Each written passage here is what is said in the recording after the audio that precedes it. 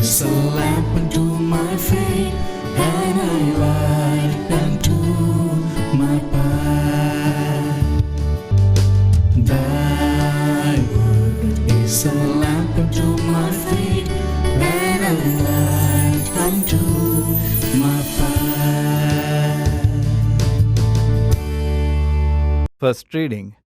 A reading from the book of Acts, chapter 18, verse 9 to 18.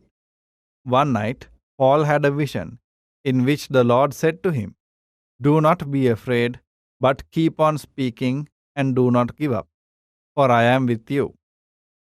No one will be able to harm you, for many in this city are my people." So Paul stayed there for a year and a half, teaching the people the word of God. When Gallio was made the Roman governor of Achaia, Jews there got together, seized Paul, and took him to court. "This man," they said, "is trying to persuade people to worship God in a way that is against the law."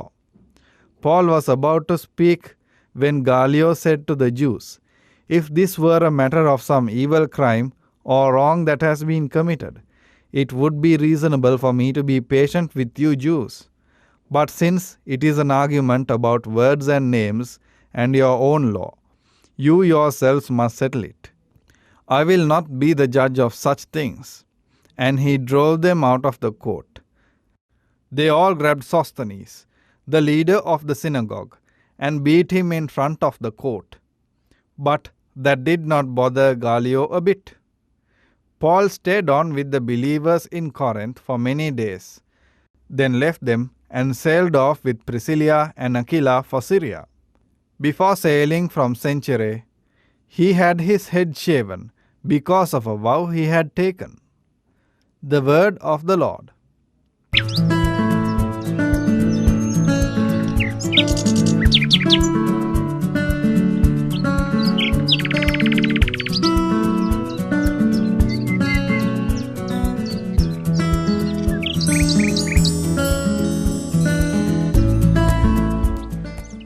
Were you knocked down by lockdown? It's okay. Let us move on to the Word of God. A reading from the Holy Gospel according to St. John. I am telling you the truth. You will cry and weep, but the world will be glad. You will be sad, but your sadness will turn into gladness. When a woman is about to give birth, she is sad because her hour of suffering has come. But when the baby is born, she forgets her suffering because she is happy that a baby has been born into the world. That is how it is with you. Now you are sad, but I will see you again, and your hearts will be filled with gladness, the kind of gladness that no one can take away from you. When that day comes, you will not ask me for anything. I am telling you the truth. The Father will give you whatever you ask of him in my name. Until now, you have not asked for anything in my name. Ask and you will receive, so that your happiness may be complete. The Gospel of the Lord. Take a moment and remember a difficult time in your life. Especially during the past few months, we have been in lockdown, and it was a very hard time for us. We weren't able to go ahead with our usual lifestyles.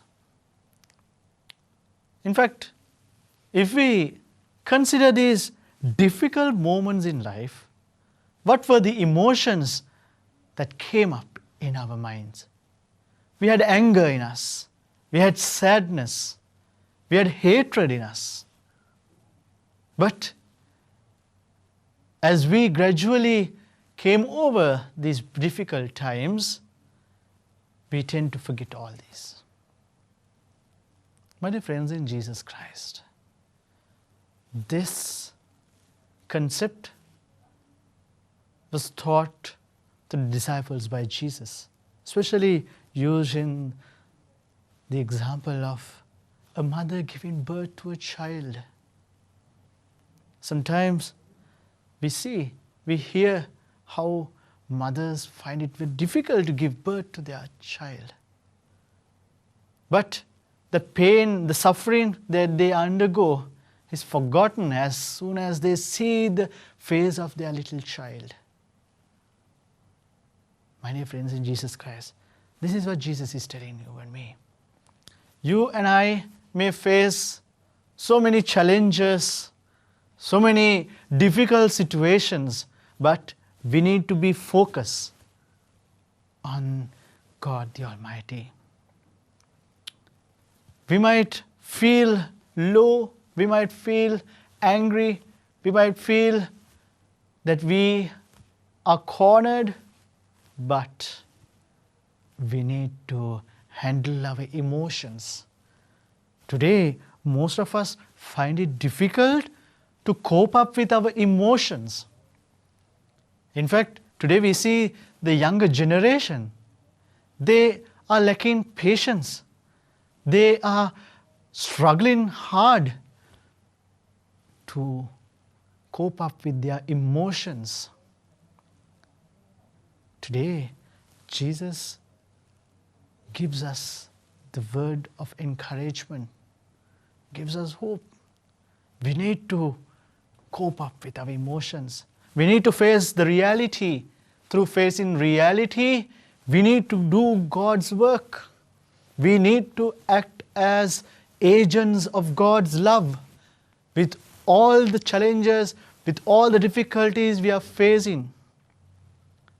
And that's how, as we reach the heavenly house, the heavenly kingdom, that we could have happiness, complete happiness. The happiness or the joy that we might have on earth is temporary.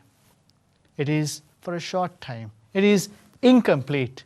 But the happiness we receive at the heavenly kingdom is complete happiness. And God the Almighty assures us that if we are in line, if we are focused on Him, He will give us that complete happiness. So let us all strive to achieve that complete happiness. God bless you. Sri Wachanayano